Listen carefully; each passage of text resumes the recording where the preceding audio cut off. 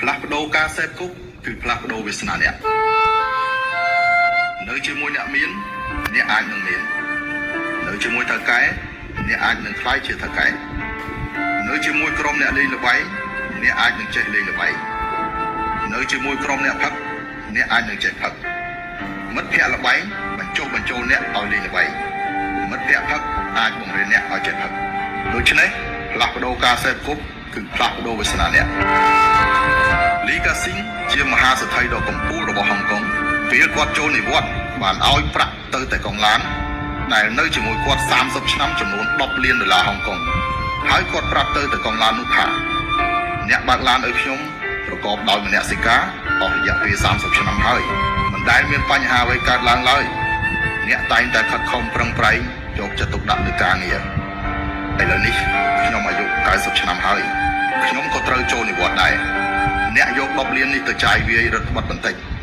ដើម្បីចាយឲ្យគ្រប់ក្នុងជីវិតនេះរស់នៅរីករាយនឹងជីវិតមួយនេះចុះគាត់ស្មានតែកុងឡានទទួលយកនិងអរគុណគាត់ពីព្រោះប្រាក់ខែកុងឡានតែ20,000ហុងកុងតែប៉ុណ្ណោះប៉ុន្តែកុងឡានបដិសេធដោយនិយាយថាលោកតាកែខ្ញុំមានឱកាសបានបើកឡានជូនលោកអស់រយៈពេល30ឆ្នាំនេះគឺជាភាពរីករាយរបស់ខ្ញុំហើយខ្ញុំបានរៀនចេះច្រើនរាប់មិនអស់ពីលោកថែមទាំងបានរៀនពីហេតុនិងផលនៃការធ្វើជាមនុស្សអាចបើកឡានជូនលោកតាកែគឺជាសេរីរុងរឿងរបស់គ្រួសារខ្ញុំពេញមួយចំនួនលុយ$10 លាននេះខ្ញុំមិនទទួលយកទេទ្រព្យសម្បត្តិ1000 លានគឺខ្ញុំមានហើយលោកលីកាស៊ីងបានសួរថាប្រាក់ខែអ្នកតែប៉ុន្មានម៉ឺនសោះហេតុអ្វីអ្នកមានលុយដល់ទៅ1000 លានតែកុងឡានឆ្លើយថា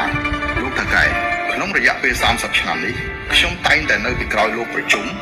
លោកនិយាយទូរស័ព្ទលោកនិយាយថាបានពីហ៊ុនណាឡើងថ្លៃខ្ញុំក៏ទិញតាមលោកបន្តិចបន្តួច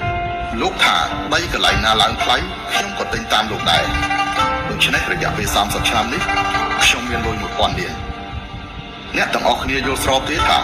នៅជាមួយឥន្ទ្រីនឹងចេះហោះហើរដោយឥន្ទ្រីដៃគូមានគុណធម៌និងលើកកម្ពស់ខ្លួនឯងនៅចិត្តគុជអ្នកនឹងមានពណ៌ក្រហមនៅចិត្តទឹកថ្នាំខ្មៅអ្នកនឹងមានពណ៌ខ្មៅសត្វនៅជុំគ្នាជាវងមនុស្សបែងចែកជាក្រុមក្លិនចេញពីផ្កាគឺក្រអូបក្លិនចេញពីបង្គន់ទោះបីបាញ់ទឹកអប់ក៏មិនបាត់សោយដែរដូច្នេះមនុស្សគឺជាផលិតផលនៃបរិស្ថានជុំវិញនៅទីប្រជុំជនរៀនមិនចេះទៅដល់បណ្ណាល័យគឺចង់អានសៀវភៅទៅដល់ KTV គឺចង់ច្រៀងទៅដល់វត្តគឺចង់សមាធិដូច្នេះចង់ឲ្យខ្លួនឯងផ្លាស់ប្ដូរត្រូវចាំត្រូវខ្សែគប់ឲ្យត្រូវរូប